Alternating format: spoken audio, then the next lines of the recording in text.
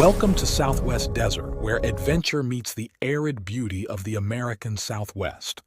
Join me as we explore Southwest's lost historical characters, stunning desert vistas, forgotten Native American history, or tales of lost gold mines.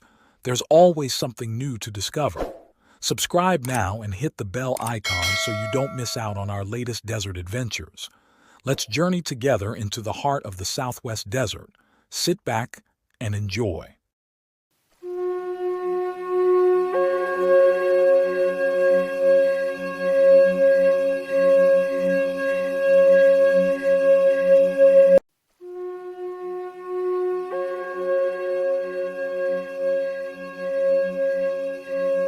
In the vast expanse of the American Southwest, where the desert sun bakes ancient mountains and forgotten trails, there are stories that blur the line between fact and fiction.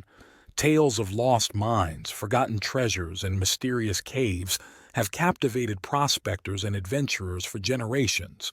But few stories are as intriguing as the one we're about to share, the tale of the Golden Sand Lost Cave. The year was approximately 1905, during the ambitious construction of the Salt Lake Railroad. This iron artery was being forged from Salt Lake City to San Pedro, California, bringing with it dreams of prosperity and connection. Along its growing length, small mining camps sprouted like desert flowers after rain, and prospectors combed the hills with determination and hope. It was during this time of opportunity and exploration that our story truly begins, at the mining camp of Crescent, Nevada. Picture, if you will, the scene that unfolded. A small desert camp centered around a windmill and water trough, where local prospectors gathered to share tales and dreams of striking it rich. Into this setting came an unusual figure, an elderly man with flowing white whiskers, mounted on a burro and leading four others. The sight of a lone prospector wasn't unusual in those days, but there was something different about this particular arrival. Thank you for joining your desert frontiersman Alan for another lost gold story. If you would like to help support my time and channel, hit the super thanks heart icon on the bottom of the video. This is very helpful. Relax and enjoy. After watering his burros at the trough, the stranger made camp on the outskirts. It wasn't long before a group of local characters gathered around his fire. Winfield Sherman, a typical long-haired, bewhiskered desert rat, Ike Reynolds, Bert Kavanaugh, Jim Wilson, and our anonymous witness to these events. The conversation that evening, led primarily by Winfield Sherman, revealed the stranger's identity. He introduced himself as Riley Hatfield, originally from Raleigh, North Carolina. His story seemed ordinary enough at first. He'd come west on his doctor's advice and was making his way to Searchlight, Nevada, seeking both provisions and medical attention for a troubling heart condition. What struck the gathered prospectors as curious was Hatfield's apparent lack of interest in their mining camp. Despite their enthusiastic descriptions of Crescent's potential, he remained politely indifferent. By sunrise the next morning, he had broken camp and was headed toward Searchlight.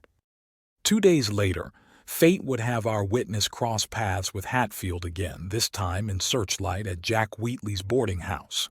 It was here, over a post-dinner smoke on the porch, that the story began to take an extraordinary turn. During their conversation, Hatfield revealed he had placer gold to sell. Our witness directed him to the assay office at either the Duplex or Quartet mine. Later that afternoon, Hatfield returned with something remarkable, 5 or 6 gold nuggets of such extraordinary beauty that they left an indelible impression on all who saw them. These weren't ordinary specimens. They were the kind of nuggets that make prospectors' dreams seem possible. But the true heart of our story, the tale that would become legend, emerged the following day. Hatfield had completed his business in Searchlight, seeing both the doctor and purchasing his supplies. He invited our witness to accompany him back to Crescent, a journey of 14 miles west. It was during their midday break, with bacon sizzling over the fire and coffee brewing in the pot, that Hatfield shared his incredible discovery: 4 pounds of gold nuggets found in a black sand deposit near the Clark Mountains, northeast of what was then called Nipton, now known as Nipton. The story began with Hatfield camped below Clark Peak. One day, while exploring the mountainside, he witnessed a remarkable mirage to the east, a dry lake bed that suddenly appeared to fill with water, complete with trees along its shores that seemed to reflect in the phantom waters. Being an experienced desert traveler, Hatfield had brought ample water supplies, allowing him to investigate this curious sight. As the mirage dissipated upon approach, Hatfield made a discovery that would prove far more valuable than any desert illusion. On the eastern side of a small limestone hill, approximately 50 feet above the dry lake bed, he found the entrance to a cave. Now, caves have always held a special fascination for humans. They might contain anything, from iron-bound chests filled with precious treasures to artifacts of long-lost civilizations, from bandit loot to the bones of extinct creatures. This primal attraction to caves, perhaps inherited from our ancient ancestors who sought shelter from prehistoric dangers, drew Hatfield to explore further. The entrance was a long tunnel, and as he ventured deeper, he heard something unexpected: the sound of running water. Returning to the entrance for his lantern, he pressed on, eventually emerging into a sight that defied imagination: a great dome-shaped chamber resembling an amphitheater filled with churning water. What happened next was extraordinary. As Hatfield watched, a small whirlpool appeared in the center of the pool, and suddenly, with a thunderous roar, the water drained away. The cave's floor was revealed to be shaped like an enormous basin, with bench-like terraces stepping down to a dark center. These terraces were laden with black sand that trickled down with the receding water. The cave itself was a natural wonder. Thousands of stalactites hung from the ceiling like stone icicles, while stalagmites reached upward from the floor. In places, these formations met to create massive columns. The walls were adorned with lime carbonate that sparkled like diamond-studded tapestries, and numerous grottos sparkled with crystals. But the cave held more than just natural beauty. Above the top terrace lay a human skeleton, and nearby, in one of the grottos, rested the bones of what Hatfield believed to be an extinct ground sloth, silent testimonies to the cave's ancient history. The most remarkable aspect of this cave was its apparent connection to the Pacific Ocean. According to Hatfield, the cave's water level rose and fell with the ocean's tides, creating a spectacular show every 12 hours. The process began with a rumbling sound like distant underground cannons, followed by an amazing display: a dark column of water and sand, 18 feet in diameter, would surge upward, reaching heights of 45 to 50 feet.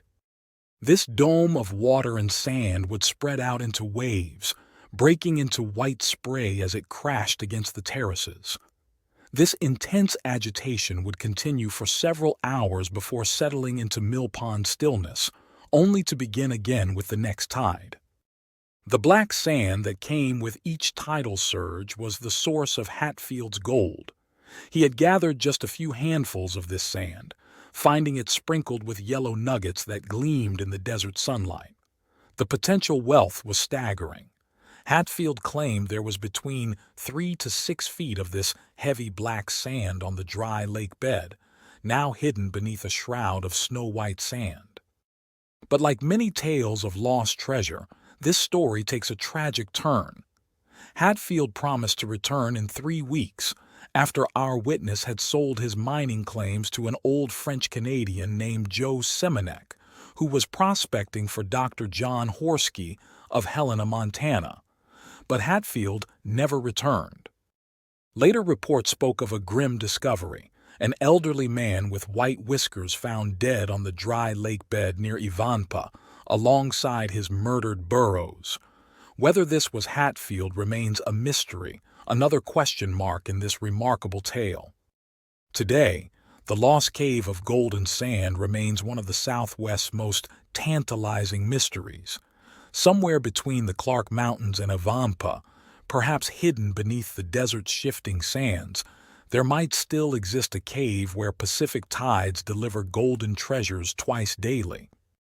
The story suggests that someone with the right equipment could live like a king by harvesting the cave's endless bounty. They would find themselves in a fairy palace, waiting only for the tide to bring in more gold. Is it real? Did Riley Hatfield truly discover a cave where ocean tides delivered golden wealth through some mysterious underground connection? Or is it simply another desert tale, born in the heat and isolation of the Southwest?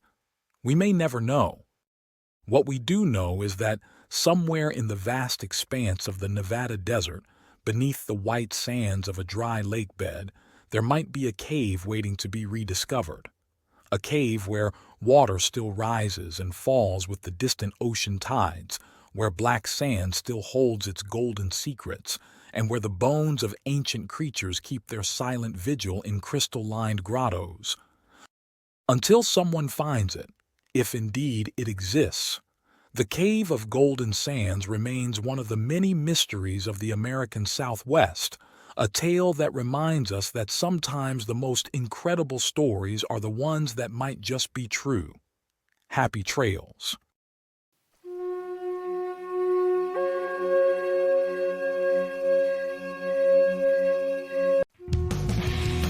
Thanks for watching. If you enjoyed this video, don't forget to like, comment, share, and subscribe for more great content.